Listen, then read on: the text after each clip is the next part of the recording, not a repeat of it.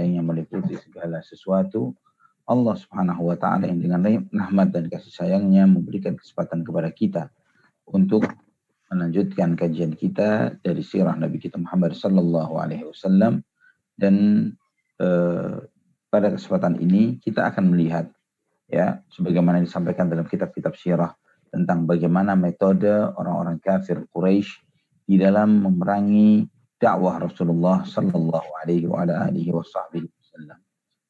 Ikhwatal iman rahimani wa rahimakumullah, ketika orang-orang Quraisy melihat bagaimana Rasulullah sallallahu alaihi wasallam terus di dalam dakwahnya dan tidak ada sesuatu pun yang bisa memalingkan beliau sallallahu alaihi wasallam dari dakwahnya ini, mereka berpikir, mereka mencari sesuatu yang bisa menghentikan dakwah Nabi kita Muhammad sallallahu alaihi wasallam. Mereka berupaya dengan beberapa metode yang dengan itu mereka ingin menghentikan dakwah Nabi kita Muhammad sallallahu alaihi wasallam. Maka di antara metode itu yang mereka gunakan adalah yang pertama adalah menebarkan syubhat, menebarkan keraguan-raguan tentang sumber Al-Qur'anul Karim. Ya, ini yang pertama mereka lakukan, menebarkan keraguan-raguan tentang sumber dari Al-Qur'anul Karim serta menebarkan kebohongan-kebohongan ya seputar Al-Qur'an, seputar ajaran-ajaran Rasulullah sallallahu alaihi wasallam dan seputar pribadi Nabi kita Muhammad sallallahu alaihi wasallam. Dan ini terus mereka perbesar, mereka perbanyak, yang sehingga tidak memberikan kesempatan kepada orang-orang awam untuk mengkaji, mentadaburi, mempelajari Al-Qur'an Al-Karim. Mereka lah yang mengatakan, misalnya di dalam Al-Quran, dalam surat An-Nahl ayat 103, Allah berfirman, mereka mengatakan, innama yu'allimuhu bashar. Bahwa Muhammad ini belajar dari manusia. Ya, dia itu diajari oleh seseorang, bukan wahyu dari Allah Subhanahu wa taala. Mereka lah yang mengatakan di dalam, sebagaimana Allah firmankan dalam Al-Quran, dalam surat Al-Furqan ayat 5, وَقَالُوا وَأَسَاطِيرُ الْأَوَّلِينَ اكْتَتَبَهَا وَهِيَ تُمْلَى عَلَيْهِ بُكْرَةً وَأَصِيلًا. Mereka berkata ini adalah cerita-cerita orang-orang terdahulu, ya kebohongan-kebohongan, mitos-mitos belaka yang diajarkan, yang disampaikan, dan itu diajarkan kepada mereka siang dan malam. Ikhwatal iman, juga mereka lah yang mengatakan tentang ajaran Al-Quran ini, sebagaimana Allah firmankan dalam surat Al-Furqan ayat 4, in hadza illa ifkun iftarahu wa a'anahu alaihi qaumun akharun. Sesungguhnya Al-Quran ini hanyalah kebohongan ya yang diada-adakan, yang dibuat, dan dia tidak sendirian. Muhammad ini dibantu oleh orang lain. Itulah juga mereka yang menuduh Nabi kita Muhammad sallallahu alaihi wasallam dengan tuduhannya dalam sebagaimana Allah kutipkan dalam surat Al-Furqan ayat 7, in ma li hadzal rasuli ya'kulu at-ta'ama wa yamshi fil aswaq. Kenapa Rasul ini kok juga sama seperti kita, katanya utusan Tuhan, tapi kenapa sifatnya, stylenya, gayanya sama seperti manusia yang lainnya, yang mereka ini makan seperti kita dan juga berjalan di pasar-pasar sama seperti yang lainnya. Ikhwatal iman rahimani wa rahimakumullah, Ibnu Ishaq meriwayatkan, beliau mengatakan sebagaimana yang disampaikan dalam banyak riwayat bahwa Nabi Muhammad sallallahu alaihi wasallam sering duduk di daerah Marwah, ya sofa Marwah, di daerah Marwah, di tempat dagang seorang pemuda Nasrani yang bernama Jabr. Ya, dia ini seorang budak yang milik Ibn al-Hadrami, dan orang-orang Quraisy mengambil manfaat ya dengan melihat kebiasaan Nabi sallallahu alaihi wasallam ini. Mereka mengatakan bahwa Muhammad sallallahu alaihi wasallam, Muhammad ini belajar dari si Nasrani ini, ya, dari si budak ini untuk mendapatkan pelajaran-pelajaran yang diterimanya. Dia tidak lain bersumber dari si Nasrani ini, menyampaikan tentang ajaran-ajaran Ahlul Kitab, mengajarkan tentang kisah Nabi Musa, nabi-nabi terdahulu dan yang lain sebagainya, bersumber dari itu. Dan itulah yang difirmankan oleh Allah Subhanahu wa taala di surat An-Nahl ayat 103, "Walaqad na'lamu annahum yaquluna innama yu'allimuhu bashar lisanul ladzi yulhiduna ilaihi a'jamiyyun wa hadza lisanun arabiyyun mubin. Dan sungguh kami mengetahui perkataan orang-orang musyrikin yang mengatakan bahwa Nabi Muhammad SAW ini menerima Al-Quran ini dari ajaran seorang manusia. Ya, maksudnya adalah si Nasrani ini tadi. Dan Allah Subhanahu wa taala menegaskan mereka berbohong. Ya, mereka berdusta. Karena yang mereka nisbatkan Nabi SAW belajar dari orang itu ajam. Dia tidak fasih berbahasa Arab. Bahasa Arab saja jadi tidak fasih. Yulhidunlahi a'jami wa hadza lisanun arabiyyun mubin. Sedangkan Al-Qur'an ini turun dengan bahasa Arab yang sangat nyata. Ikhwatal iman rahimani wa rahimakumullah. Ini isu yang disebarkan oleh orang-orang kafir Quraisy pada masa itu, dan sampai hari ini pun tetap demikian. Ya, isu yang serupa tetap demikian disampaikan oleh orang-orang Nasrani. Dahulu banyak sekali misionaris-misionaris ya dan juga orientalis yang mengatakan hal yang serupa, yang mengatakan bahwa Nabi Muhammad SAW ini plagiat, ya, mengambil dari Alkitab, ya, sama seperti itu orang kafir Quraisy. Bagaimana anggap misalnya plagiat, tapi bagaimana disampaikan oleh Nabi SAW dengan gaya bahasa yang begitu indah, yang Alkitab yang ada sekalipun tidak bisa menyaingi keindahan bahasa dari Al-Quranul Karim. Ya, ini satu dari sisi bahasa. Jika dikatakan plagiat atau meniru, ya mencontoh dari yang ada sebelumnya dari Alkitab, kisah-kisahnya dari Alkitab, bagaimana hasil tiruan itu bisa lebih baik ketimbang aslinya. Ya, lebih baik daripada aslinya. Yaitu asli menurut mereka adalah Alkitab, kitab Taurat, Zabur, Injil yang sudah dirubah-rubah yang ada di tangan mereka. Bagaimana tiruannya bisa lebih bagus? Al-Quran ini maksudnya bisa lebih bagus. Ini tidak masuk akal. Ya, bagaimana dalam banyak kisah, misalnya dikisahkan di dalam kitab Taurat versi mereka ini bahwa Nabi Lut alaihissalam itu berzina dengan kedua putrinya. Ya, demikian pula dikisahkan tentang Nabi Yakub pernah berkelahi dengan Allah dan Allah kalah misalnya. Dalam banyak kisah-kisah yang sedikit pun tidak disinggung di dalam Al-Quran, dan kita menganggap bahwa hal yang seperti ini sesuatu yang sangat dahsyat, yang mustahil disampaikan, dan tercetus ide yang serupa di dalam Al-Quranul Karim. Ya, ini saya sekedar contoh saja dan masih banyak lagi yang lainnya. Ikhwatal iman rahimani wa rahimakumullah. Kemudian juga yang kedua adalah metode mereka dengan mempertentangkan Al-Quran dengan kisah-kisah di luar apa yang dikisahkan di dalam Al-Quranul Karim. Ya, mempertentangkan Al-Quran sehingga membuat manusia ini sibuk dari Al-Quranul Karim dengan dongeng-dongeng, ya, dengan hikayat-hikayat, dengan mitos-mitos yang disampaikan oleh orang-orang di luar Islam. Sebagaimana An-Nadhr Ibnul Harith. Ya, An-Nadhr Ibnul Harith ini adalah salah satu syaitannya orang Quraisy. Ya, ini disebut sampai syaitanun min syayatini Quraisy. Ya, An-Nadhr Ibnul Harith. Dia ini orang yang paling kuat di antara orang yang paling kuat permusuhannya dengan Rasulullah Sallallahu Alaihi Wasallam. Ya, dalam peristiwa perang Badar, dia termasuk tawanan dalam perang Badar dan terbunuh dalam keadaan kafir, dibunuh oleh Ali bin Abu Thalib radhiyallahu an atas perintah Rasulullah sallallahu alaihi wasallam.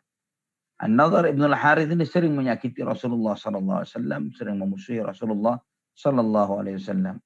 Dan dia ketika dia datang dari daerah Hirah, ya Hirah itu kurang lebih 3 mil dari kota Kufah yang disebut dengan tempat disebut dengan Najaf, ya. Nah, ketika dia datang dari Hira, dia banyak mendapatkan kisah-kisah, cerita-cerita, dongeng-dongeng tentang raja-raja Persia. Ya, tentang raja-raja Persia. Tentang kisah-kisah dongeng-dongeng tentang Rustum. Dan yang semisalnya. Maka ketika Nabi SAW menyampaikan Al-Quran, mengajarkan Al-Quran, memperingatkan tentang mereka, tentang azab yang Allah SWT bakal timpakan jika mereka tidak mengikuti ajaran Al-Quranul Karim, tidak mengikuti tauhid, dan menyampaikan tentang bagaimana umat-umat terdahulu diazab oleh Allah Subhanahu wa taala. Ya, Kemudian selesai Nabi SAW menyampaikan hal ini, Nabi SAW berdiri, meninggalkan tempatnya. Dan kemudian setelah Nabi SAW meninggalkan tempatnya, maka An-Nadhr ibn al-Harith, dia berkata, Ana wallahi ya ma'syara Quraisy, ahsanu hadithan minhu, wa ma hadithuhu illa asatirul awwalin aktatabaha, fahalumma ilayya, fa ana uhaddithukum ahsana min hadithihi. Ya, maka dia An-Nadhr ibn al-Harith ini mengatakan, demi Allah wahai orang Quraisy, kisah yang saya sampaikan akan lebih indah. Lebih bagus dari apa yang kisah-kisah yang disampaikan, mitos-mitos, dongeng-dongeng yang disampaikan oleh Muhammad ini. Yang memang tekankan, dia ajarkan kisah dongeng-dongeng tersebut. Ayo kemari, saya bisa sampaikan kepada kalian hal kisah-kisah yang lebih menarik dari itu. Maka mulailah si An-Nadhr ibn al-Harith menceritakan tentang kisah-kisah raja-raja Persia, Rustum, dan yang lainnya. Kemudian dia mengatakan, bimadza Muhammadun ahsanu hadithan minni. Nah, bagaimana Muhammad bisa memiliki kisah-kisah yang lebih bagus daripada apa yang aku sampaikan. Ya, bahkan Ibnu Hisham di dalam kitab sirahnya beliau mengatakan, wa huwa alladzi qala fi ma balaghani saunzilu mithla ma anzalallah. Ya, dialah yang mengatakan, kata Ibnu Hisham, dialah orang yang berkata bahwa aku akan menerima wahyu sebagaimana yang diturunkan oleh Allah Subhanahu wa taala. Ikhwatal iman rahimani wa rahimakumullah. Ibnu Ishaq meriwayatkan dari Ibnu Abbas radhiyallahu anhuma. Ibnu Abbas berkata, nazala fi An-Nadhr ibn al-Harith 8 ayatin min al-Qur'anil Karim. Bahwa terkait dengan An-Nadhr ibn al-Harith ini turun 8 ayat di dalam Al-Quran tentang An-Nadhr ibn al-Harith ini. Yaitu qaulullah azza wa jal, idza tutla alaihi ayatuna qala asatirul awwalin. Yaitu surat Al-Qalam ayat 18. Ya, jika dibacakan ayat-ayat kami, dibacakan kepadanya ayat-ayat kami, dia berkata asatirul awwalin. Ini adalah mitos, cerita orang-orang terdahulu. Maka kata Ibnu Abbas radhiyallahu anhuma, wa kullu ma dzukira minal asatir minal Qur'an. Ya, wa kullu ma dzukira fihi minal asatir minal Qur'an. Bahwa semua ketika Allah menyebutkan tentang tuduhan orang-orang musyrikin Quraisy bahwa Al-Quran ini adalah asatirul awwalin, semua yang disebutkan tentang hal ini terkait tentang An-Nadhr ibn al-Harith yang merupakan syaitan di antara syaitan-syaitannya Quraisy. Terkait tentang dia, ya, tentang An-Nadhr ibn al-Harith ini, Allah Subhanahu wa taala berfirman di dalam surat Al-Jathiyah ayat 7 dan 8. Wailul likulli affakin athim yasma'u ayatillahi tutla alaihi thumma yusirru mustakbiran ka'an lam yasma'ha fabashshirhu bi'adzabin alim. Celakalah bagi setiap para pendusta yang banyak dosa, yang mendengarkan ayat-ayat Allah dibacakan kepadanya, kemudian dia dengan sombongnya dan tetap dengan kesombongannya seakan-akan dia tidak mendengarnya. Fabashshirhu bi'adzabin alim. Dan berikanlah kabar gembira kepadanya dengan siksa, dengan azab yang pedih. Ikhwatal iman rahimani wa rahimakumullah. Jika antum perhatikan, di antara mukjizatnya Al-Quran adalah ketika Allah Subhanahu wa taala menetapkan seseorang diberi kabar gembira dengan azab yang pedih, dengan siksa, dengan api neraka. Dan ternyata orang-orang itu sampai akhir hayatnya tetap dalam kondisi kekafirannya. Contoh misalnya Abu Lahab. Yang Allah SWT turunkan tentang Abu Lahab ini satu surat khusus. Yang Allah sebutkan di dalam surat itu, saya selanaran dzata lahab wa imra'atuhu hammalatal hatab fi jidha hablum min masad. Yang Allah firmankan di dalam ayat-ayat tentang Abu Lahab ini, saya selanaran dzata lahab. Dia akan masuk ke dalam api neraka yang menyala-nyala. Demikian pula dengan istrinya bahkan disebutkan. Yang menetapkan akan hal ini, ikhwani wa akhwati fillah rahimani wa rahimakumullah, bahwa Abu Lahab akan mati dalam keadaan kekafiran beserta istrinya pun demikian, dan mereka masuk api neraka. Apa jadinya jika Abu Lahab masuk Islam? ya, maka batallah ayat tersebut. Ini jika terpikir misalnya Abu Lahab seperti terpikirnya tokoh-tokoh munafikin, saya coba masuk Islam misalnya. Nah dari sini akan terbukti tuduhan, akan terbukti kebohongan Nabi Muhammad Sallallahu Alaihi Wasallam. Demikian pula An-Nadhr ibn al-Harith ini yang Allah Subhanahu Wa Taala sampaikan tentang dia dalam surat Al-Jathiyah ayat 8, fabashirhu bi'adzabin alim. Berikan kabar gembira kepadanya dengan siksa yang pedih. Ya, demikian pula juga Al-Walid ibn al-Mughirah misalnya, yang Allah firmankan tentang dia, sauslihi saqar wa ma adraka ma saqar la tubqi wa la tadhar. Saya akan masukkan dia ke dalam neraka Saqar. Tahukah kamu apakah neraka Saqar itu? Yang tidak meninggalkan sisa sama sekali terhadap siapa yang dimasukkan ke dalamnya. Semua yang ditetapkan neraka oleh Allah, dia mati dalam kekafirannya, dan itu sebagai hujjah dan bukti akan kebenaran ayat-ayat Al-Quranul Karim. Juga ikhwatal iman rahimani wa rahimakumullah, di antara metode mereka yang lainnya adalah mengolok-olok, mendustakan. Dan orang-orang kafir Quraisy memanfaatkan metode ini untuk menghinakan kaum muslimin, untuk melemahkan mental mereka. Maka mereka menuduh Nabi kita Muhammad sallallahu alaihi wasallam dengan tuduhan misalnya mengatakan Nabi sallallahu alaihi wasallam orang gila. Ya, dalam surat Al-Hijr ayat 6 Allah Subhanahu wa taala berfirman, wa qalu ya ayyuhalladzi nuzzila alaihi dzikru innaka lamajnun. Mereka berkata, wahai orang yang diturunkan Al-Quran kepadanya, kamu ini sungguh orang gila. Ya, ini tuduhan mereka kepada Nabi kita Muhammad sallallahu alaihi wasallam. Mereka menuduh Nabi Muhammad sallallahu alaihi wasallam dengan sihir, kebohongan, perkataan syair dan sastra. Ini tuduhan mereka. Allah firmankan dalam surat Sad ayat 4, وَعَجِبُوا أَنْ جَاءَهُمْ مُنْذِرٌ مِّنْهُمْ وَقَالَ الْكَافِرُونَ هَذَا سَاحِرٌ كَذَّابٌ. Mereka heran dengan apa yang datang kepada mereka, ya, dengan datangnya seorang pemberi peringatan kepada mereka. Maka orang-orang kafir itu berkata, هَذَا سَاحِرٌ كَذَّابٌ. Ini tukang sihir yang tukang dusta. Ya, bersihir, tukang sihir yang suka berbohong. Juga mereka mengatakan tentang Al-Quran dan Nabi Muhammad SAW sebagai seorang sastrawan, seorang penyair. Ya, sebagaimana dalam surat Al-Anbiya ayat 5. Bal qalu adghafu ahlamin bal iftarahu bal huwa syair. Mereka mengatakan bahwa ini adalah bunga-bunga mimpi. Ini adalah apa yang dia ada-adakan. Dan dia adalah seorang sastrawan, seorang penyair. Ini semuanya kebohongan-kebohongan mereka, ikhwani wa akhwati fillah rahimani wa rahimakumullah, untuk menebarkan kebohongan dan kepalsuan tentang Al-Quranul Karim.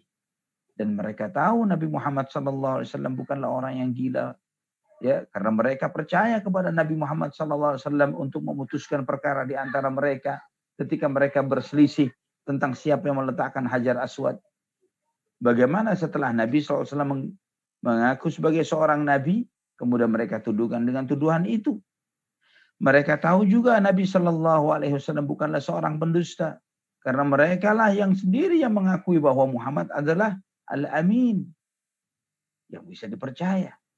Mereka sendiri yang mengatakan bahwa yang tahu bahwa Nabi Shallallahu Alaihi Wasallam adalah seorang ummi, yang buta huruf, yang tidak bisa baca tulis, yang tidak pernah menyampaikan syair, satu bait syair pun sekalipun, tatkala beliau masih sebelum menjadi seorang nabi, dan kemudian menyampaikan kalimat-kalimat yang sangat indah ini, Al-Quranul Karim. Ikhwatal iman, Ibn Ishaq meriwayatkan bahwa Nabi SAW ketika membacakan Al-Quran kepada mereka, mengajak mereka kepada Allah Subhanahu wa Ta'ala, mereka mengolok-olok Rasulullah Sallallahu Alaihi Wasallam. Ya, mereka menghina Nabi kita Muhammad Sallallahu Alaihi Wasallam. Sebagai contohnya, yaitu firman Allah Subhanahu Wa Taala di dalam surat Fussilat. Ya, dalam surat Fussilat ayat 5. Allah Subhanahu wa taala berfirman di dalam surat Fussilat ayat 5 ini, wa qalu qulubuna fi akinnatin mimma tad'una ilaihi wa fi adhanina waqra wa fi adhanina waqru wa min bainina wa bainika hijabun fa'mal innana 'amilun. Ya, di dalam surat Fussilat ayat 5 ini Allah Subhanahu wa taala menyampaikan tentang tuduhan tentang perkataan orang-orang musyrikin. Yang mereka orang-orang yang kafir yang menentang Nabi Muhammad sallallahu alaihi wasallam ini mereka berkatakan qulubuna fi akinnatin mimma tad'una ilaihi, bahwa di hati kami ini ada penutup, ada penghalang yang menghalangi kami untuk memahami apa yang kamu ajak kepada kami. Wa fi adhanina waqr, dan di telinga kami ada sesuatu yang menyumbatnya sehingga kami tidak mendengar apa yang kamu ucapkan. Dan mereka juga mengatakan wa min bainina wa bainika hijab, dan ada pembatas antara kami dan kamu wahai Muhammad. Maka Allah Subhanahu wa taala berfirman, fa'mal innana 'amilun. Maka beramallah ya sesuai dengan agamamu ini sebagaimana kami juga beramal sesuai dengan agama kami.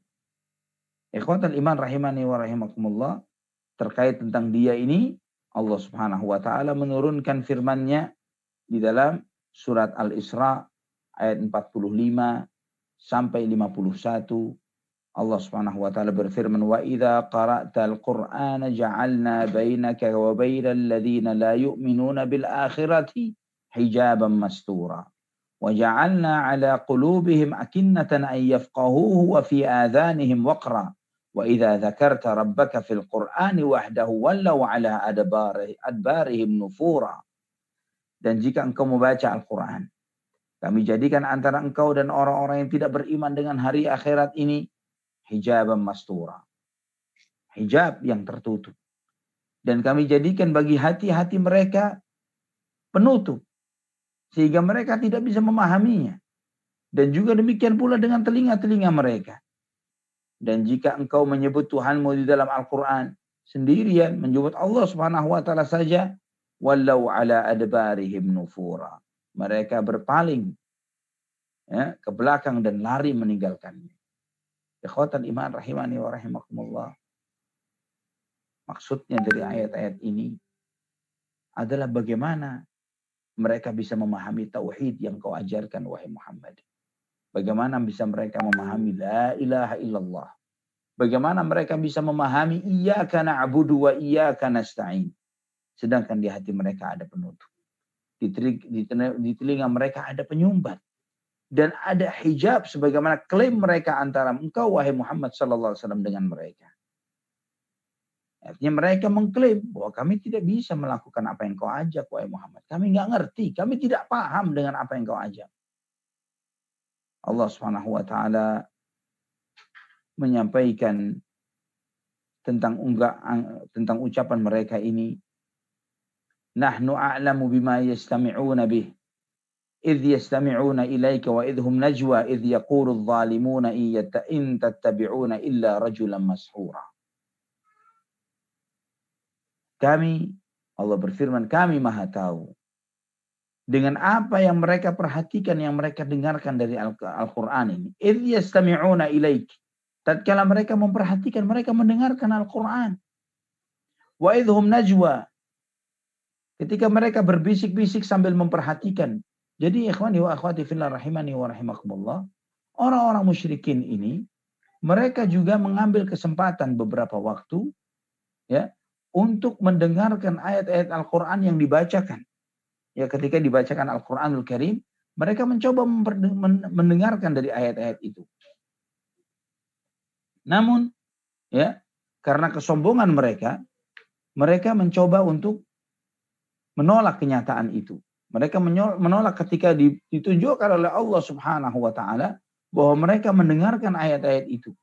Maka idh yastami'una wa idhum najwa idh yaqulu adh-dhalimuna in tattabi'una illa rajulan mashura. Tatkala mereka berbisik-bisik satu dengan yang lainnya dan orang-orang zalim itu berkata, sesungguhnya kalian wahai orang-orang beriman hanyalah mengikuti seseorang yang tersihir. Ikhwatal iman rahimani wa rahimakumullah. Mereka selalu pelin-pelan di dalam memberikan perumpamaan dan contoh dan olok-olokan mereka terkait tentang Nabi kita Muhammad sallallahu alaihi wasallam. Ya, mereka berusaha mengatakan Nabi Muhammad sallallahu alaihi wasallam berdusta. Mereka mengatakan Nabi Muhammad sallallahu alaihi wasallam gila. Mereka menuduh Nabi Muhammad SAW ini begini dan begitu. Mereka tidak konsisten dengan tuduhan-tuduhan mereka tersebut. Juga mereka memberikan misal-misal, perumpamaan-perumpamaan. Yang dengan perumpamaan-perumpamaan ini tujuannya adalah ingin memperolok Rasulullah Sallallahu Alaihi Wasallam. Ada salah seorang yang datang kepada Nabi Sallallahu Alaihi Wasallam dengan membawa tulang belulang yang sudah lama. Tulang-tulang yang sudah lama. Dan kemudian menebarkannya di depan Nabi Sallallahu Alaihi Wasallam sambil mengatakan waqalu a idza kunna 'idhaman wa rufatan a inna lamab'utsuna khalqan jadida. Apakah nanti wahai Muhammad kalau kami sudah jadi tulang belulang dan sudah hancur seperti ini, kita akan dibangkitkan lagi menjadi makhluk yang baru lagi? Ya. Ini adalah sebagai jawaban mereka terhadap apa yang diajarkan oleh Nabi Muhammad SAW terkait tentang iman kepada hari akhir. Bahwa manusia ini akan dibangkitkan dari kuburnya. Dia akan dihidupkan lagi. Dan dia akan dihisab oleh Allah Subhanahu wa Ta'ala. Mereka mengatakan apakah setelah kami jadi tulang belulang kami akan dibangkitkan lagi? Ini mustahil menurut mereka. Maka dijawab oleh Allah Subhanahu wa Ta'ala dalam surat Al-Isra ayat 45 sampai 51. Qul kunu hijaratan aw hadida aw khalqan mimma yakburu fi sudurikum fasayaquluna man yu'iduna qul alladhi fatarakum awwala marrah. Maka jawablah kepada mereka wahai Muhammad. Jangankan tulang. Jangankan tulang. Kunu hijaratan aw hadida. Kamu dari batu atau besi.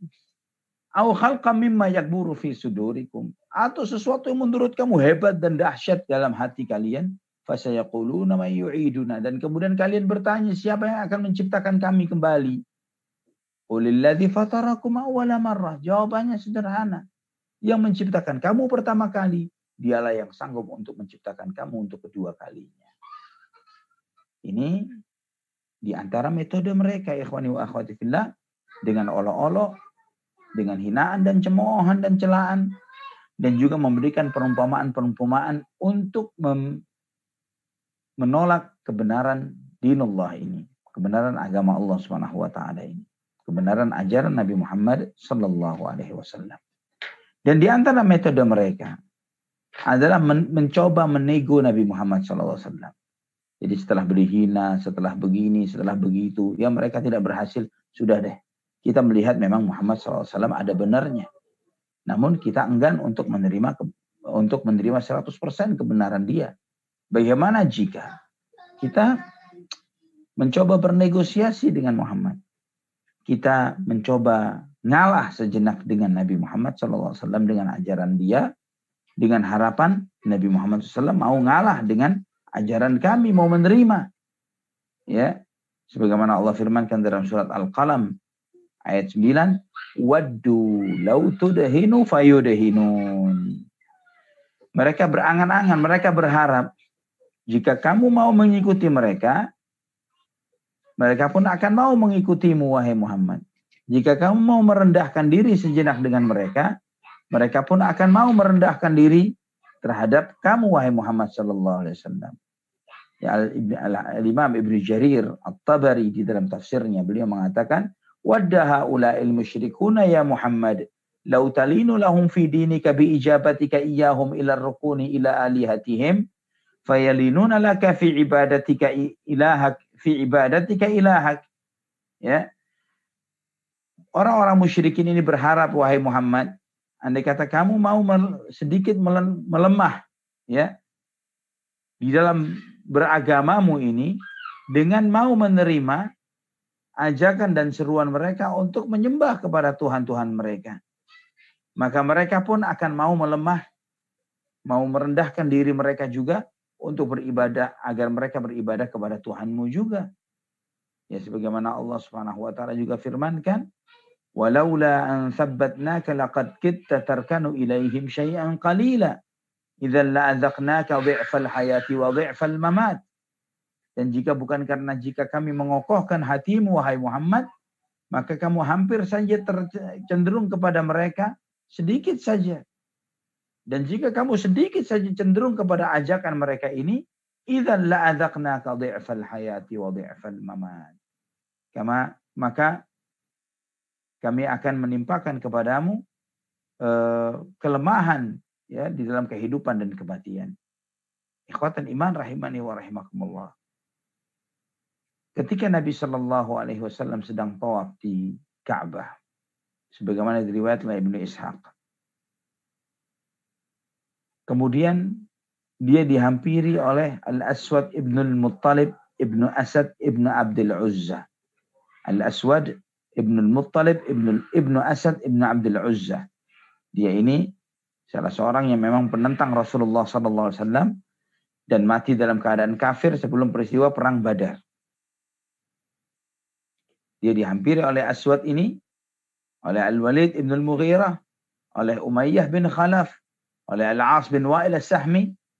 Dan mereka tokoh-tokoh orang-orang Quraisy pada saat itu. Mereka berkata, ya Muhammad,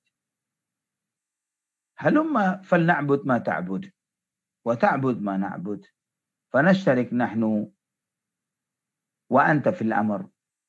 Wa in kana alladhi ta'budu khairan mimma na'bud, كنا قد أخذنا بحظنا منه وإن كان ما نعبد خيرا مما تعبد كنت قد أخذت بحظك منه. Wahai Muhammad, kenapa jika engkau menyembah apa yang kami sembah dan kami menyembah apa yang kamu sembah, sehingga kita sama-sama tidak ada bedanya.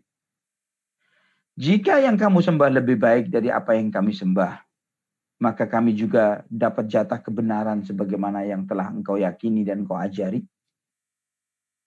Engkau ajarkan.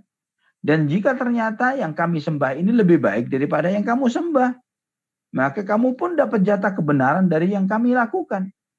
Ya, ini klaim kaum pluralis dari zaman dahulu. Ya, kaum pluralis yang mereka ini mengatakan bahwa ya, jika kalian di Idul Fitri nyembah Allah, di bulan Natal nyembah Yesus, di bulan ini lagi nyembah ini dan itu, maka jika ternyata nanti Tuhan itu yang benar sono, ya kita juga ikut sono. Misalnya, jika yang benar sini, mereka pun juga dapat dari jatah sini. Sama propaganda kaum pluralis dahulu dan kini. Ya, cuman dengan gaya bahasa yang berbeda. Untuk membuat seseorang tidak mempunyai pendirian terhadap agamanya. Membuat seseorang itu kebablasan dalam toleransi. Ya, toleransi itu baik. Toleransi itu benar. Tapi dalam koridor yang baik dan benar. Bukan artinya toleransi itu membuat seseorang itu berkeyakinan seperti bunglon. Ya, dia berwarna-warni, berubah sesuai dengan kondisi di mana dia berada. Ketika dia dituntut untuk nyembelih hewan kurban untuk berhala, kirim sajen, dia kirim sajen. Ketika menyembelih hewan kurban Idul Adha, dia Idul Adha. Ya, ketika dia menyembelih hewan untuk dipotongkan kepada syarat untuk naikin atap rumah misalnya, dia sembelih untuk demit dan jin dan setan yang dia sembah selain Allah Subhanahu wa taala. Bukan seperti itu. Ya, bukan itu Islam. Maka Nabi Shallallahu Alaihi Wasallam tidak menjawab klaim mereka ini, ajakan mereka ini, dan akhirnya Allah Subhanahu wa taala menurunkan firman-Nya dalam surat Qul ya ayyuhal kafirun la a'budu ma ta'budun wa la antum 'abiduna ma a'bud wa la ana 'abidum ma 'abadtum wa la antum 'abiduna ma a'bud lakum dinukum waliyadin. Katakan kepada mereka, sampaikan, wahai orang-orang kafir, dan ingat, apakah kondisi Nabi Muhammad SAW ketika diturunkannya ayat-ayat ini dalam memiliki kondisi kekuatan atau masih dalam kondisi lemah? Kondisi lemah. Bukan memiliki kekuatan. Negosiasi Nabi SAW dalam hal ini negosiasi dalam posisi lemahnya beliau SAW. Namun boleh lemah fisik, lemah materi, lemah senjata, lemah ekonomi boleh, tapi tidak lemah iman. Bukan dalam kondisi lemahnya segala sesuatu yang secara materi yang kita miliki saat ini. Materi lemah, ekonomi lemah, politik lemah, persenjataan lemah, itu pun lemah. Kemudian iman jadi lemah. Tidak. Tidak seperti itu, ikhwani wa akhwati fillah. Maka dalam kondisi yang terpuruk, yang terendah sekalipun dalam kondisi seperti ini, qul ya ayyuhal kafirun la a'budu ma ta'budun wala antum 'abiduna ma a'bud wala ana 'abidun ma 'abadtum wala antum 'abiduna ma a'bud lakum dinukum waliyadin. Tegas. Katakan wahai orang-orang kafir, saya tidak menyembah apa yang kalian sembah. Kalian tidak menyembah apa yang saya sembah. Saya tidak beribadah kepada Tuhan saya dengan cara yang kalian sembah. Dan kalian pun tidak beribadah kepada Allah subhanahu wa ta'ala dengan cara yang saya sembah. Lakum dinukum waliyadin. Untukmu agamamu, untukku agamaku.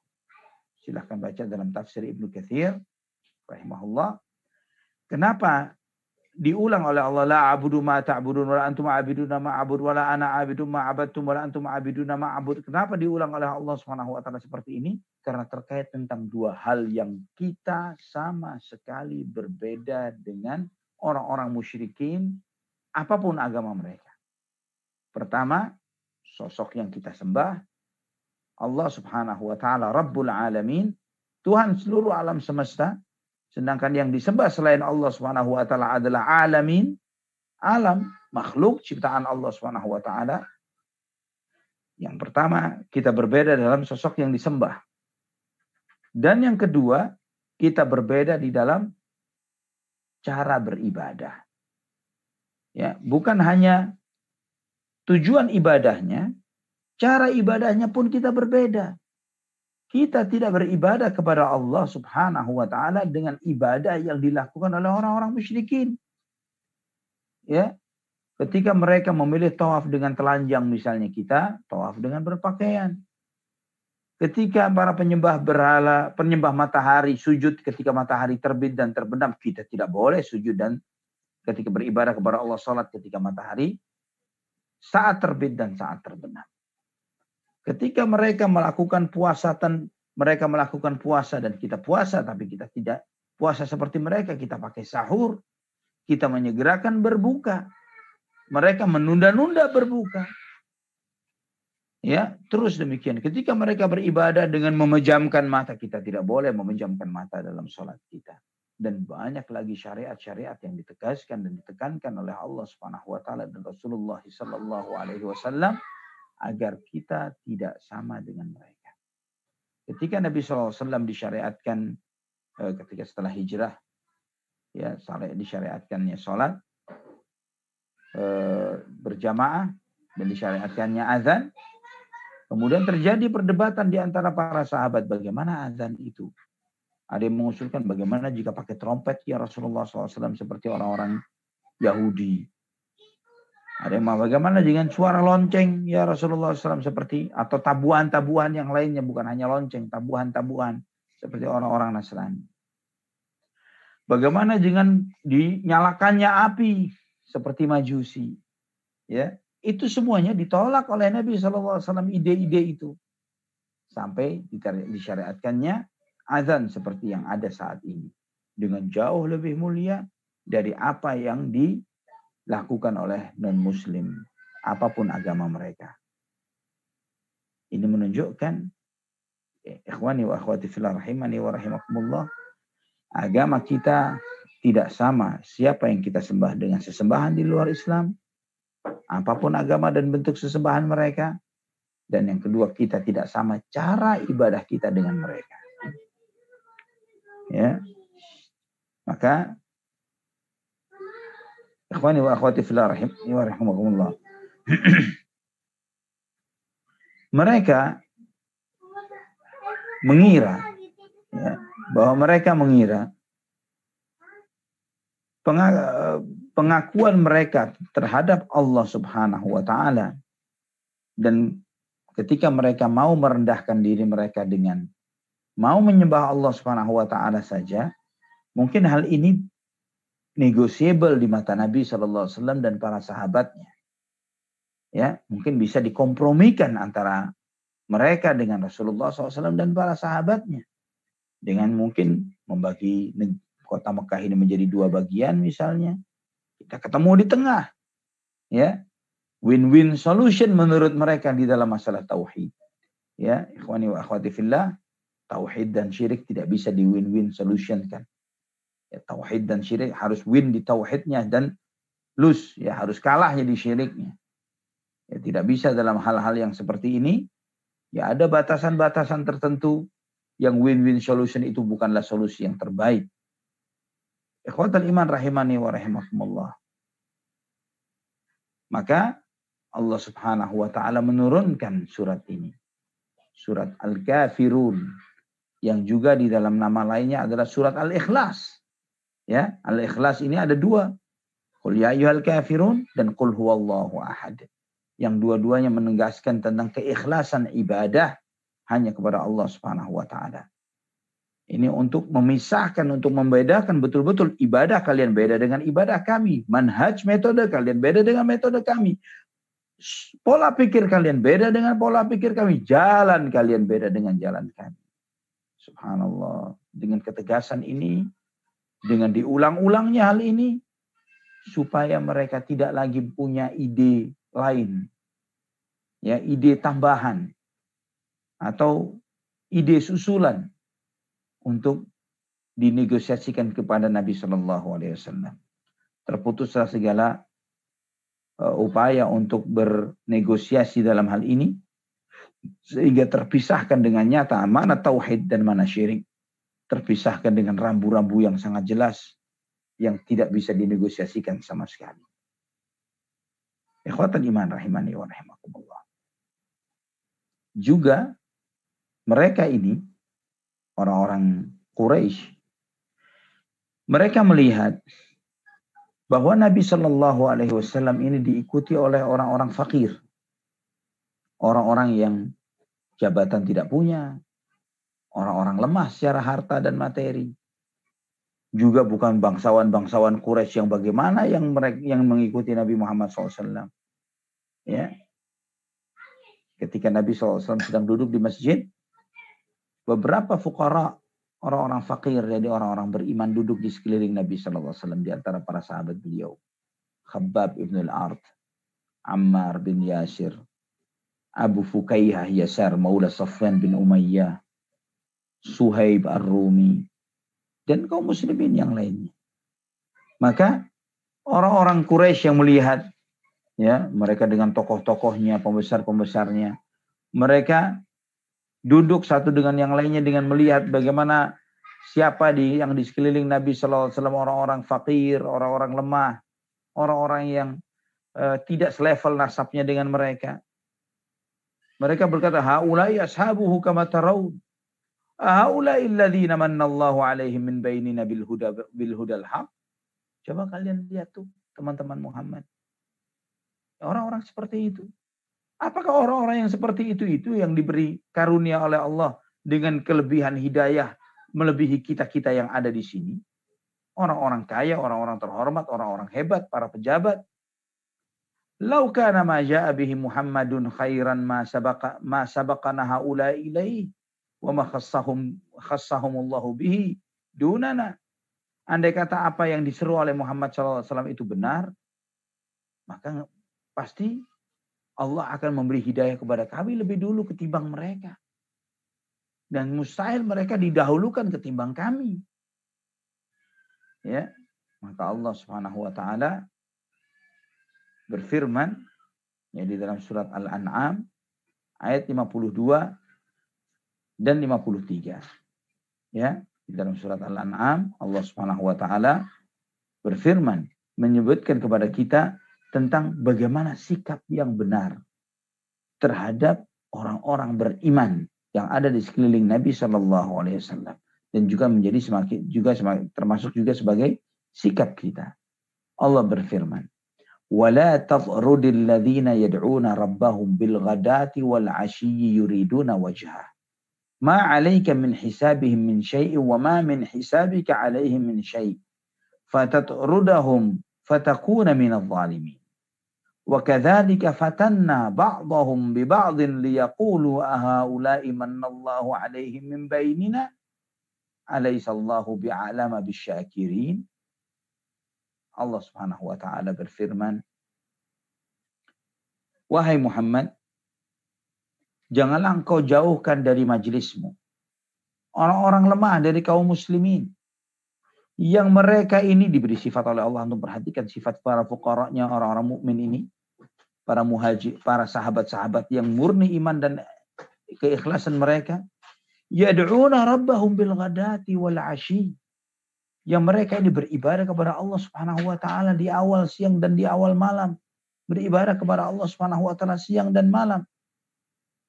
Yuriduna wajah.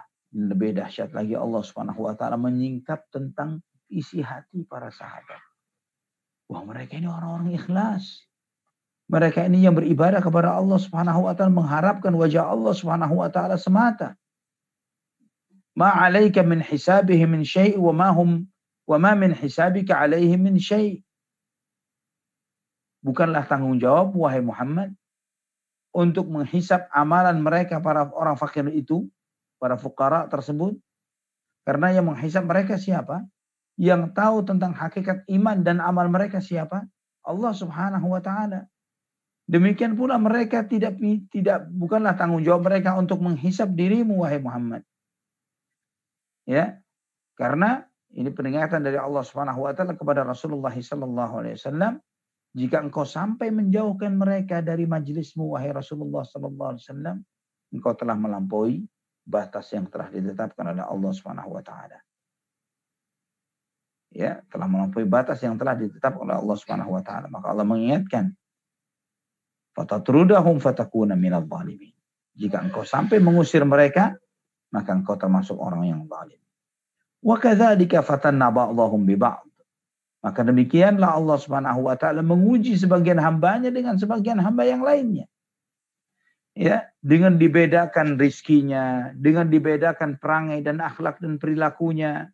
Ya, sebagian dibuat oleh Allah Subhanahu wa taala kaya raya, sebagian lagi dibuat miskin, dibuat sebagian lagi dengan kekuatannya yang sangat kuat, sebagian lagi diuji dengan kelemahannya. Ya, dibuat sebagian yang lain butuh kepada sebagian yang lain sebagai ujian dari yang satu kepada yang lainnya. Sehingga orang-orang kaya dari orang-orang kafir itu berkata, ahaula'i manallahu 'alaihim min bainina.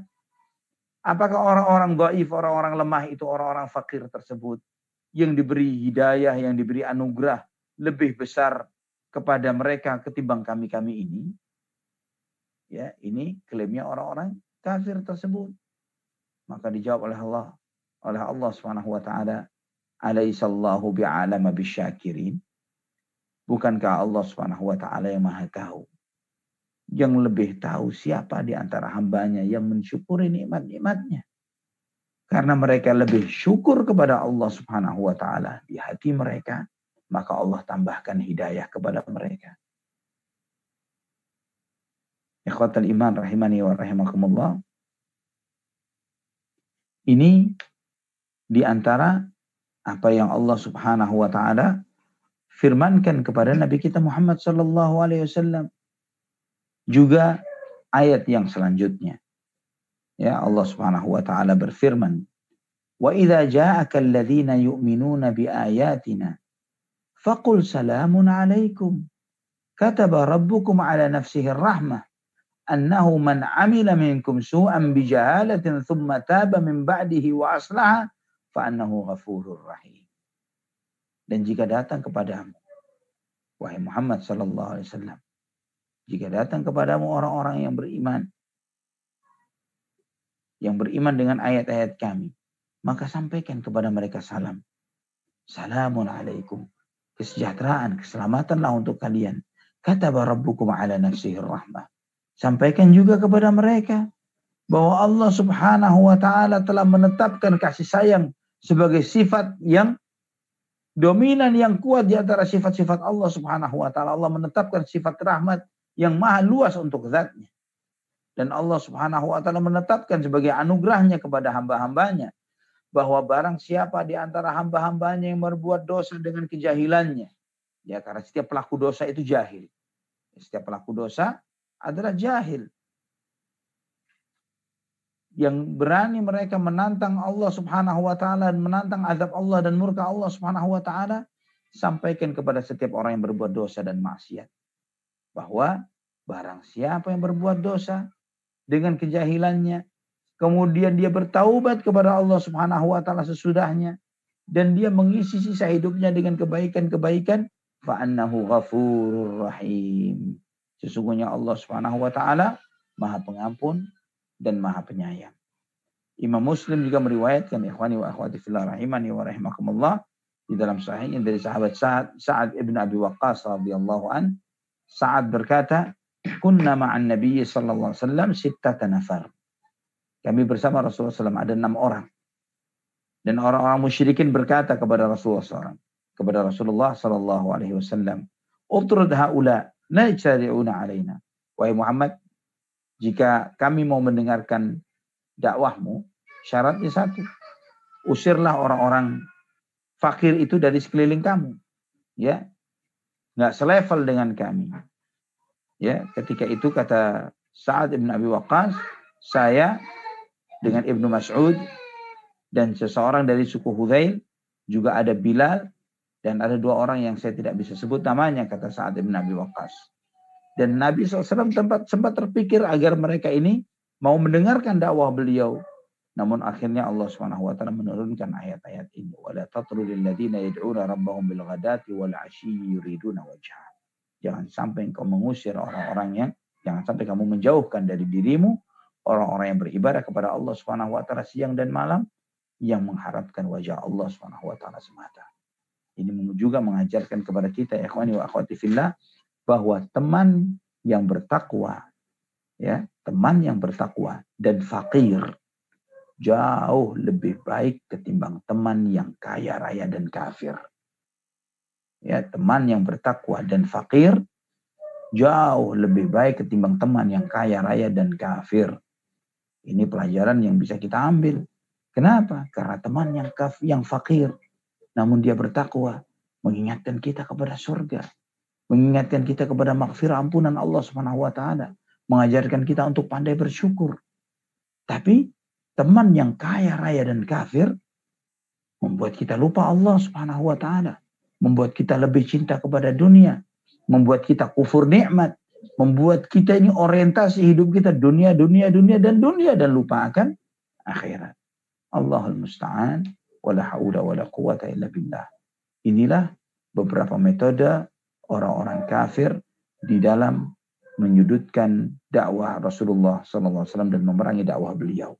Dan mereka tidak sampai di sini. Ketika propaganda berupa lisan, cemoohan, hinaan ini ternyata tidak membuat Nabi SAW bergeming dari dakwahnya, maka mereka pun menggunakan metode yang lainnya, yaitu dengan menyiksa secara fisik. Ya, ketika suara, omongan, propaganda ini tidak cukup membuat mereka ini surut dalam berdakwah, maka mereka mulai melakukan hal-hal yang bersifat fisik untuk menghentikan dakwah ini. Insya Allah tentang bagaimana mereka menyiksa orang-orang beriman, menyiksa para sahabat, dan akibatnya pun nanti bagaimana terhadap para penyiksa-penyiksa tersebut di hadapan Allah Subhanahu wa taala, kita akan membahasnya pada Senin akan datang. Wallahu taala ala wa alam bisawab. Mungkin sampai di sini Kang Zaid. Jika ada yang ditanyakan dari materi yang disampaikan, silahkan. Barakallahu fikum.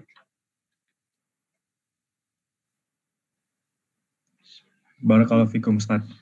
Qadarullah Kang Zaid sepertinya sinyalnya agak kurang baik. Oh baik. Ada pemadaman sepertinya di perumahannya.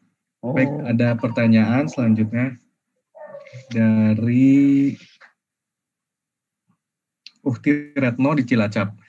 Bismillah, semoga Ustadz selalu dalam rahmat Allah. Amin. Barakallahu fikum. Amin.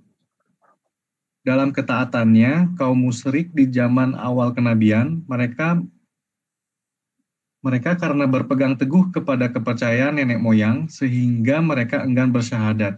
Sehingga ketika itu bisa diketahui mana yang muslim dan yang musyrik. Bagaimana kita menyikapi lingkungan kita yang masyarakatnya bersyahadat, namun masih enggan meninggalkan ritual nenek moyang yang musyrik. Ingin pindah rumah, namun ada begitu banyak kendala. Jazakallah khair. Barakallahu fi. Inilah di antara ujian, ya. Itulah di antara ujian yang Allah Subhanahu wa taala ujikan sebagaimana di ayat yang barusan kita bahas.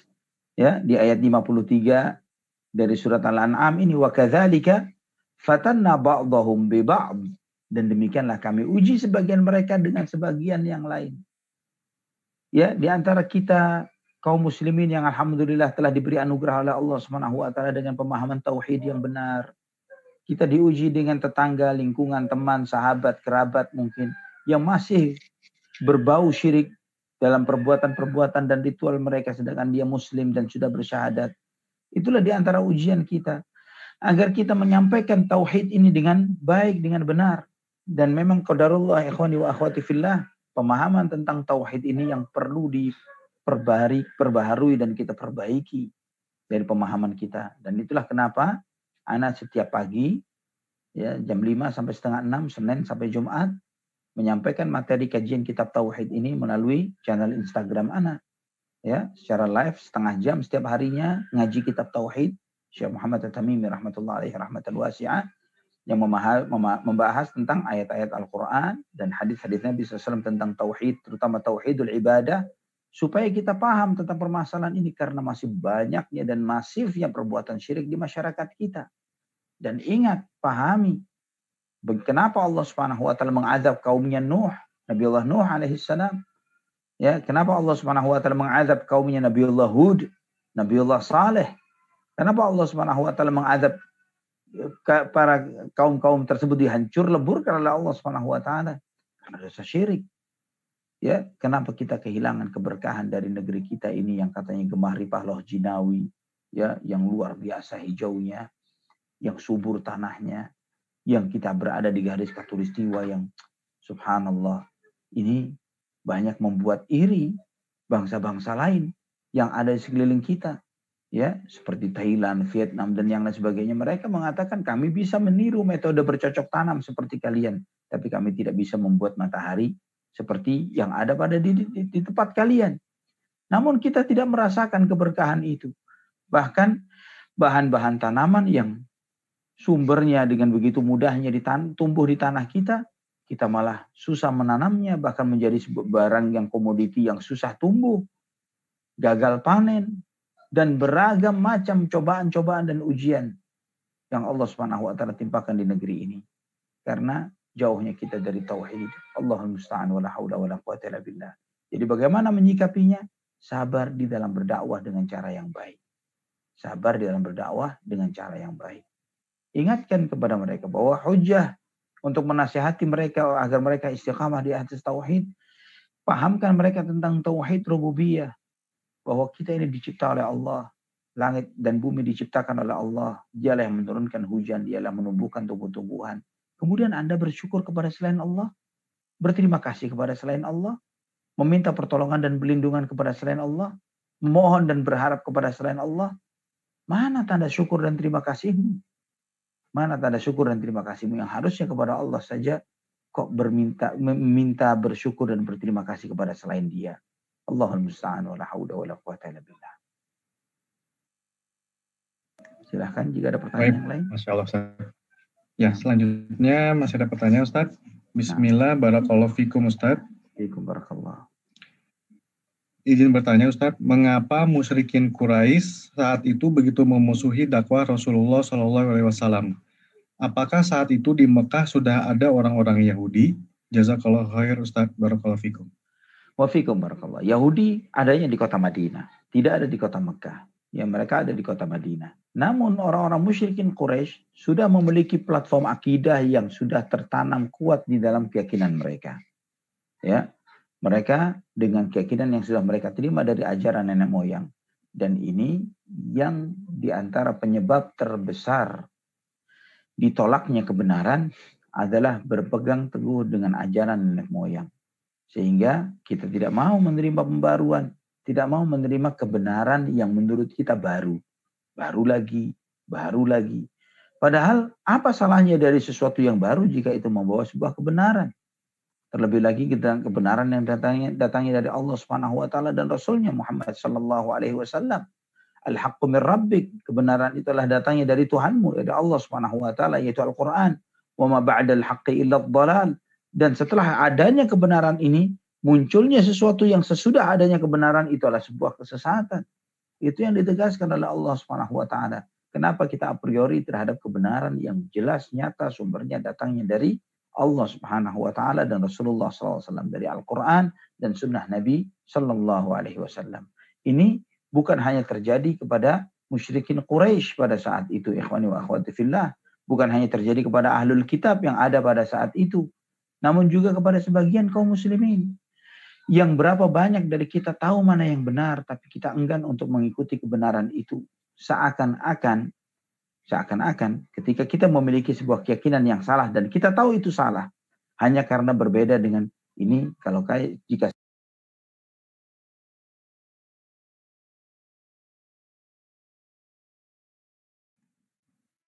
Afwan Ustaz, sepertinya ke mute. Siapa yang mem-mute saya? Ini ada yang kepencet. Afwan. Terpencet dengan saya. Nah, seakan-akan ikhwani wa akhwati fillah, bahwa orang yang enggan mengikuti kebenaran karena takut bertentangan dengan lingkungan yang ada di sekitarnya, dia mengira bahwa seakan-akan orang-orang yang ada di lingkungan sekitarnya inilah kelak yang bakal membela mereka nanti di hadapan Allah. Atau mereka beranggapan nanti kalaupun saya salah jalan kan saya ada temannya, si fulan, kiai fulan, syekh fulan dan yang lain sebagainya yang akan membela saya nanti di hadapan Allah. Pun kalaupun salah nantinya mungkin saya bisa ngomong sama Allah, ya Allah saya minta diulang lagi. Insya Allah kalau saya diulang lagi hidup di dunia saya akan mengikuti ajaran Nabi-Mu. Ya. Dan saya tidak akan mengikuti ajaran nenek moyang kami yang salah ternyata. Tidak bisa seperti itu, ikhwani wa akhwati fillah. Jika kebenaran itu telah jelas datangnya dari Al-Quran dan sunnah Nabi Sallallahu Alaihi Wasallam. Walaupun terkadang kita melihat dan merasakan itu bertentangan dengan ajaran guru-guru nenek moyang kita. Ya. Kemudian bertentangan dengan lingkungan kita. Itu bukanlah menjadi alasan untuk kita menerima kebenaran tersebut. Terima kebenaran Al-Quran, terima kebenaran sunnah, karena kita kembalinya kepada Allah. Kita akan dihisab oleh Allah Subhanahu wa taala. Kita terlahir sendiri, kita akan mati sendiri, kita akan di hadapan Allah Subhanahu wa taala, dihisab pun sendiri. Ya, kita tidak bisa mengajak siapapun untuk menjadi tameng kita dari azab Allah Subhanahu wa taala. Jadi, kita di dalam menerima kebenaran, jika al-haq itu telah nyata datangnya benar dari Al-Quran dan hadits Nabi SAW, sami'na wa ata'na.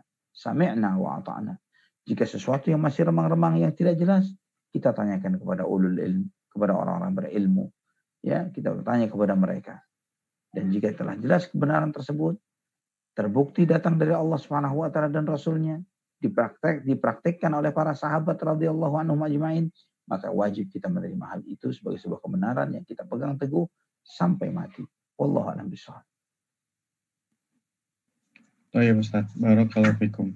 Wafikum. Selanjutnya Ustaz, pertanyaan selanjutnya, apakah memungkinkan jika kaum muslimin dianggap lebih kafir daripada orang kafir? Karena Ana pernah mendengar dari salah satu ustadz mengatakan jika tidak mengikuti atau jika mengikuti ormas tertentu akan dianggap lebih kafir daripada orang kafir. Apakah memungkinkan hal seperti itu, Ustaz? Ya. Barakallahu fikum. Wa fikum barakallah. Mustahil seseorang yang bersyahadat asyhadu an la ilaha illallah wa asyhadu anna Muhammadar Rasulullah lebih kafir dari mereka yang tidak bersyahadat.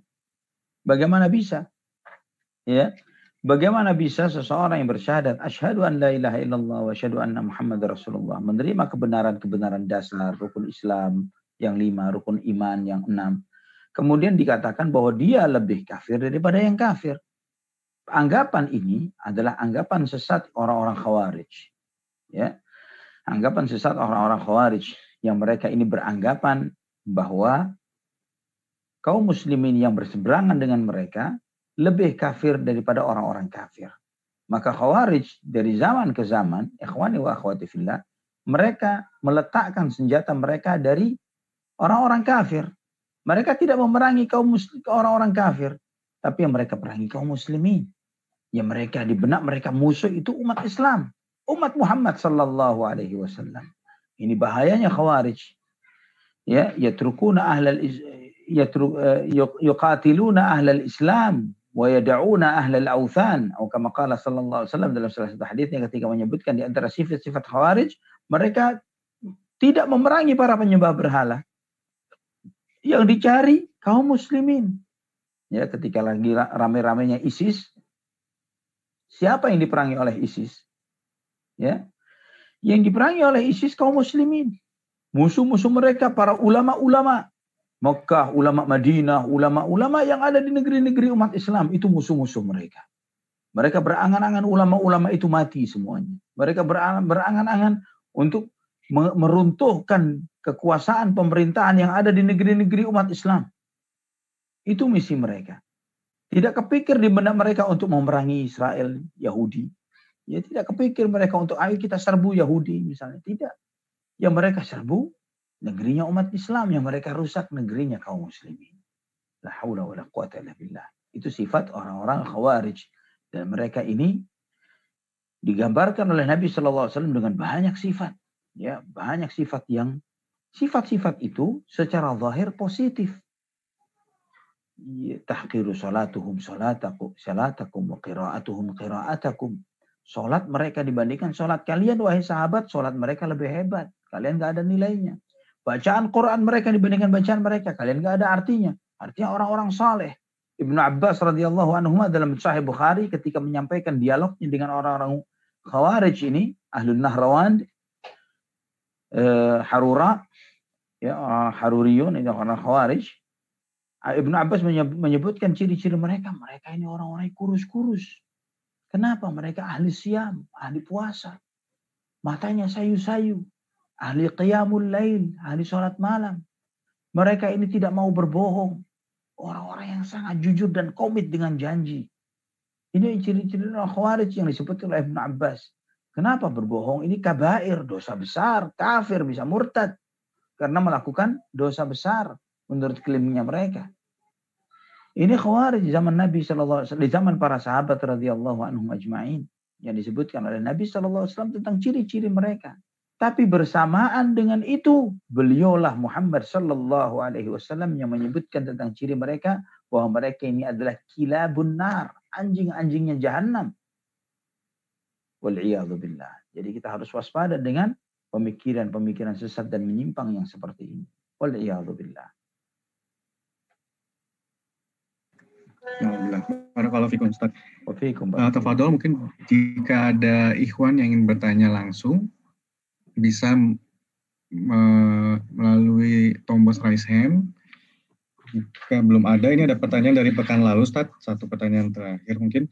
Barakallahu fikum Ustaz, apabila kita mendengar nama Rasulullah disebut baik oleh Ustaz atau siapapun, apakah sebaiknya kita yang mendengar menjawabnya selalu dengan sallallahu alaihi wasallam atau dengan apa baiknya?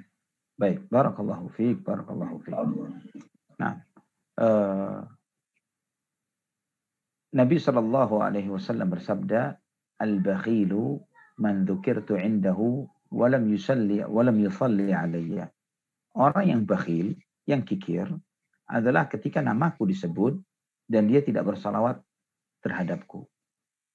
Artinya ini menunjukkan ikhwani wa akhwati fillah bahwa ketika nama beliau sallallahu alaihi wasallam disebut, maka kita harus mengucapkan sallallahu alaihi wasallam. Harus dan wajib hukumnya. Dan apa keutamaan yang kita dapatkan? Keutamaan yang kita dapatkan, man shalla alayya salatan sallallahu alaihi biha ashran. Barang siapa yang bersalawat untukku sekali, Allah akan bersalawat untuk orang tersebut 10 kali. Sekali kita dapat 10. Nah, di satu majelis ini barusan saja kurang lebih 1 jaman. Berapa kali kita menyebut nama beliau sallallahu alaihi wasallam. Berapa kali kita bersalawat untuk beliau sallallahu alaihi wasallam. Ya, ini majelis yang penuh berkah, ikhwani wa akhwati fillah rahimani wa rahimakumullah. Majelis yang penuh berkah. Kita bersalawat kepada Nabi kita Muhammad sallallahu alaihi wasallam berulang-ulang berkali-kali. Yang sekali kita bersalawat kita dapatkan 10. Dalam hadis yang sahih juga disahihkan oleh Syekh Al-Albani dalam Sahih Al-Jami' As-Shaghir, man dzukirtu indahu wa lam yusalli alayya akhta'a turuqal jannah.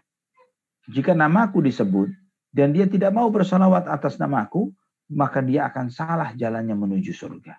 Waliyadzubillah. Kita tidak mau salah jalan dari surganya Allah Subhanahu wa taala, maka wajib kita bersalawat untuk beliau sallallahu alaihi wa ala alihi wa sahbihi wasallam. Dan ini bagian dari zikir yang sangat indah, ya ikhwani wa akhwati fillah rahimani wa rahimakumullah. Jika antum banyak menghadapi masalah-masalah berat di dalam hidup, ya, yang antum tidak tahu bagaimana menyelesaikan masalah-masalah itu, maka di antara kiat terbaik agar kita mendapatkan keberkahan dan cepat mendapatkan solusinya adalah dengan banyak bersalawat kepada Nabi Sallallahu Alaihi Wasallam. Sebagaimana salah seorang sahabat yang bertanya kepada Nabi Sallallahu Alaihi Wasallam, ya Rasulullah, aku banyak sekali bersalawat kepadamu dan suka bersalawat kepada untukmu ya Rasulullah. Berapa persentase, ya ini dengan bahasa kita yang lebih yang bisa antum mudah pahami, berapa persentase yang lebih yang bisa yang tepat saya sampaikan saya untuk bersalawat kepadamu ya Rasulullah? Apakah seperempatnya ya Rasulullah bersalawat, 3/4-nya doa? Kata Nabi SAW, itu baik. Jika kamu tambahkan, maka akan lebih baik lagi. Kata Nabi SAW. Kalau gitu bagaimana jika 1/3 ya Rasulullah? 1/3 salawat, 2/3-nya doa. Kata Nabi SAW, itu baik. Jika kamu tambahkan, akan lebih baik lagi, kata Nabi SAW. Maka kata sahabat ini, kalau gitu setengah ya Rasulullah. Separuhnya salawat, separuhnya lagi isinya doa. Kata Nabi SAW, itu baik. Jika kamu tambahkan, akan lebih baik lagi. Jika demikian ya Rasulullah, aku jadikan semua doaku, panjatan permohonanku untukku, untuk kemaslahatan diriku, aku ganti semuanya dengan Allahumma salli wa sallim wa barik ala nabiyina Muhammad. Dengan salawat. Allahumma salli ala Muhammad wa ali Muhammad. Dengan salawat. Apa jawaban Nabi SAW? Idzan tukfahammuka min umuri dunya wal akhirah. Jika demikian, segala kegalauan, kegelisahan hatimu, baik urusan dunia maupun urusan akhirat, akan diberesi oleh Allah Subhanahu wa ta'ala. Subhanallah. Ini luar biasa dari keutamaan bersalawat kepada Nabi kita Muhammad sallallahu alaihi wasallam. Jika antum sedang menghadapi banyak masalah-masalah yang antum tidak tahu, kekhawatiran yang tidak jelas dan lain sebagainya, banyak bersalawat. Tidak tahu pintu mana yang mau diketuk, pintu mana yang mau dibuka, pintu mana yang mau ditutup, langkah apa, kemana, tidak tahu apa yang harus kita perbuat, salawat. Allahumma salli ala Muhammad wa ali Muhammad. Allahumma salli ala Muhammad wa ali Muhammad. Terus demikian.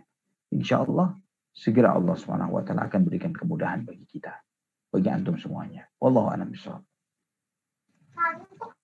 Masya Allah, Ustaz.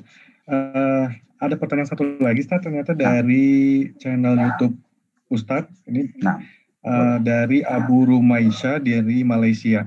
Masya Allah. Masya Allah. Assalamualaikum warahmatullahi wabarakatuh, Ustaz. Waalaikumsalam warahmatullahi wabarakatuh. Saya dari Malaysia. Apakah tipu daya kaum kafir di zaman Rasulullah sama juga dengan tipu daya kaum kafir di zaman sekarang? Barakallahu fiik. Apa yang kita pelajari, saudaraku-saudariku fillah rahimani wa rahimakumullah, adalah salah satu bentuk miniatur dari kegiatan dakwah yang dialami oleh kaum muslimin yang ada di zaman ini. Dan di setiap zaman dan waktu. Ada di antara makar dan propaganda orang-orang kafir adalah dengan membuat fitnah, membuat kebohongan, menebarkan kepalsuan-kepalsuan informasi tentang Islam. menggambarkan wajah Islam ini sedemikian buruknya. Ya, digambarkan Islam itu teroris, bengis, sadis, membunuh. Ya, tapi lucunya, ya, sebagaimana kita lihat banyak liputan-liputan tentang hal ini, tidak sedikit dari orang-orang non-Muslim juga mengatakan kepada temannya yang mengatakan Islam ini teroris, bengis, sadis, dan membunuh dan seperti ini, kamu ini hidup dengan kami, dengan umat Islam yang hidup saat ini ada kurang lebih 1 miliar di muka bumi. Apakah kamu merasa dirimu terancam? 1 miliar umat Islam ini yang ada di muka bumi saat ini. Apakah non-Muslim merasa terancam dengan keberadaan umat Islam yang 1 miliar ini dengan benak gambaran terorisme itu? Ya, tidak. Menggambarkan umat Islam dengan gambaran-gambaran yang negatif ini adalah di antara metode gaya-gaya orang-orang kafir dari zaman dari waktu ke waktu. Mereka menggambarkan bahwa Islam ini mengeksploitasi wanita, mendiskreditkan wanita, menghinakan wanita. Tapi siapa sekarang yang memperjualbelikan wanita hanya seperti seonggok daging yang ditawarkan begitu saja? Dan kita memuliakan para wanita kita dengan menutup mereka dengan auratnya, menutup aurat mereka. Kemudian jika menginginkan mereka datang kepada walinya, bukan dia ambil bawa begitu saja, ya, tapi datangi walinya, minta dengan terhormat, ya, adakan acara pernikahan, akad nikah dengan walimahnya, ya, yang dengan itu disyiarkan, ditunjukkan kepada umat manusia, kepada teman dan kawan dan yang sebagainya, bahwa si fulanah, putri si fulan telah halal menjadi istri si fulan. Ya, mana sekarang yang eksploitasi wanita? Hanya menjadikan wanita itu hanya sebagai tawaran. Kalau mereka memiliki daya tarik fisik, maka mereka laku dijual. Kalau tidak, maka mereka disingkirkan dan dilewatkan begitu saja.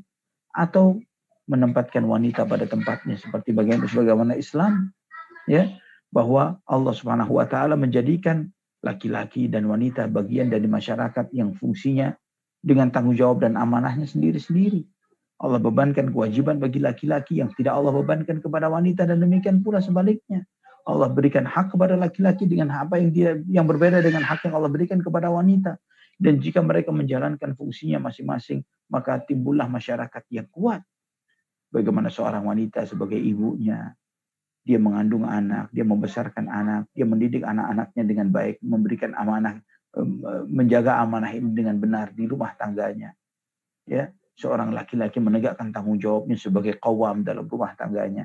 Ini Islam. Nah, propaganda orang-orang kafir ini dari zaman ke zaman, dari waktu ke waktu tetap sama, tapi dengan gaya bahasa yang berbeda, dengan metode yang berbeda. Ya, tapi konsepnya sama. Tapi mungkin narasinya yang berbeda. Nah, ikhwani wa akhwati fillah rahimani wa rahimakumullah, ngaji sirah mengajarkan kepada kita untuk memahami akan hal itu dan mengajarkan kepada kita bagaimana kita bersikap yang benar sesuai dengan tuntunan Muhammad sallallahu alaihi wasallam. Fitnah-fitnah, tuduhan-tuduhan ini tidak mengajarkan kepada kita untuk bersikap anarkis. Ya, apakah ada setelah dituduh dengan seperti ini fitnahan-fitnahan, kemudian Nabi melawannya dengan demonstrasi, dengan sikap teror misalnya, melawan ini, merusak sana dan sini? Tidak. Nabi menghadapinya dengan elegan, dengan terhormat. Ya, dan inilah sunnah Nabi kita Muhammad sallallahu alaihi wasallam. Pun tidak mengajarkan kepada kita agar kita bersifat menjadi seorang yang pluralis, sehingga kita menerima semua ajaran dan keyakinan itu dan menjadikan itu bagian dari kehidupan kita. Ketika kita Idul Fitri, Natalan, kemudian ketika acara nyepi kita ikut nyepi dan yang lain sebagainya. Apakah seperti itu Islam? Lakum dinukum waliyadin. Dalam kondisi lemah pun kita tidak boleh lemah dalam akidah. Ini Islam. Ya, ikhwani wa akhwati fillah rahimani wa rahimakumullah. Dengan ngaji sirah kita belajar bagaimana memiliki sikap-sikap yang terhormat, sikap-sikap elegan di dalam menghadapi setiap permasalahan yang sedang dihadapi, terutama bagi setiap orang yang sedang berjuang di dalam dakwah Rasulullah, sebagaimana dakwahnya Rasulullah sallallahu alaihi wasallam. Wallahu a'lam bishawab. Barakallahu fikum. Wa fiikum barakallah. Jazakallah khair Ustadz atas ilmunya. Mungkin tadi pertanyaan terakhir, tafadhol Ustadz untuk pesan terakhir dan sekaligus bisa menutup kajian kita. Baik. Barakallahu fiik, jazakumullah khair, saudaraku-saudaraku fillah rahimani wa rahimakumullah. Alhamdulillah pada kesempatan ini kita belajar dari bagian sirah Nabi kita Muhammad sallallahu alaihi wasallam tentang metode orang-orang kafir di dalam memerangi dakwah Nabi kita Muhammad sallallahu alaihi wasallam dan bagaimana sikap Nabi kita Muhammad sallallahu alaihi wasallam menghadapi hal tersebut. Dan belajar sirah ini juga belajar tentang bagaimana kita menyikapi sebagaimana sikap beliau. Karena beliau adalah qudwah, beliau adalah uswah. Ya, uswah kita Nabi Muhammad SAW. Kita mencontoh beliau tidak sekedar dalam hal aqidah, ibadah, tapi juga dalam masalah dakwah. Bagaimana sikap di dalam berdakwah beliau SAW. Kegagalan-kegagalan yang terjadi di medan dakwah yang dialami oleh kita umat Islam di negeri kita maupun di negeri-negeri kaum muslimin yang lainnya tidak luput adalah karena salahnya niat. Karena masuknya dunia ke dalam hati kita, harapan-harapan dunia dari apa yang kita rencanakan, yang kita lakukan, yang kita mungkin suarakan lillah, lillah, lillah, lillah. Apakah benar karena Allah? Ataukah karena dunia? Atau karena jabatan? Atau karena suara popularitas? Atau karena yang lainnya? Rusaknya niat. Kemudian yang kedua adalah rusaknya cara. Beda adalah ketika kita menempuh cara yang tidak diridhoi oleh Allah Subhanahu wa taala. Ingat kekalahan kita kaum muslimin di perang Uhud hanya karena satu pelanggaran dari larangan Nabi SAW kepada kita, kepada kaum muslimin yang ada pada masa itu, para pelempar panah, agar mereka tetap di tempatnya. Mereka melanggar hal ini, menimbulkan kekalahan bagi kaum muslimin. Satu kekeliruan menyebabkan kelemahan yang ada pada diri kita, barisan kaum muslimin, pada generasi terbaik, pasukan perang terbaik, yang panglimanya adalah manusia terbaik Muhammad sallallahu alaihi wasallam. Bagaimana jika listing pelanggaran itu, listing larangan itu penuh dalam diri kita, bahkan nggak tanggung-tanggung, yang kita langgar, yang kita larang adalah daftar kabair, dari syiriknya, dari ribanya, dari memakan harta anak yatimnya, dari mudah menuduh wanita terhormat dengan perbuatan tercela, dan dengan gampangnya kita menuduh ini dan itu. Ya, berapa banyak kabair yang kita sudah tidak lagi menganggap itu sebagai kabair saat ini. Wal'iyadzubillah. Ini kondisi kita umat Islam secara umum. Dan ingat ikhwatal iman, bahwa musuh yaitu orang-orang kafir bisa menguasai kaum muslimin bukan karena kuatnya mereka, tapi karena lemahnya kita. Karena Allah telah berjanji pasti akan menolong kita. In tansurullaha yansurkum wa yutsabbit aqdamakum. Jika kamu menolong agama Allah, pasti Allah tolong kamu. Jika Allah belum tolong kita, bukan salah janji Allah Subhanahu wa taala, tapi salahnya diri kita yang belum memenuhi syarat untuk diberikan pertolongan oleh Allah Subhanahu wa taala. Semoga apa yang kita pelajari dari sirah Nabi kita Muhammad sallallahu alaihi wasallam ini sebagai langkah-langkah upaya kita untuk kembali meniti jejak beliau sallallahu alaihi wasallam dengan benar. Ya, hidup seperti bagaimana hidupnya beliau sallallahu alaihi wasallam. Memiliki pola pikir seperti pola pikirnya beliau sallallahu alaihi wasallam. Berdakwah sebagaimana dakwah yang beliau jalankan sallallahu alaihi wasallam, supaya kita juga mendapatkan keberkahan sebagaimana keberkahan yang Allah berikan kepada kehidupan beliau sallallahu alaihi wasallam dalam misi dakwah yang cuma beliau jalani selama kurang lebih 20 tahun. 20 tahun dakwah beliau. Tapi keberkahan itu dirasakan sampai 1400 tahun sampai hari ini. Walillahilhamdu wal minnah. Mungkin sampai di sini kajian kita ya ikhwani wa akhwati fillah. Aqulu qawli hadza subhanakallahumma wa bihamdik asyhadu an la ilaha illa anta astaghfiruka wa atubu ilaik. Wassalamu alaikum warahmatullahi wabarakatuh. Barakallahu fikum. Waalaikumsalam warahmatullahi wabarakatuh. Barakallahu fikum Ustaz, jazakallah khair atas ilmunya. Semoga Allah Azza wa Jalla membalas segala ilmu yang sudah Ustaz berikan kepada kami semua. Barakallahu fikum Ustaz.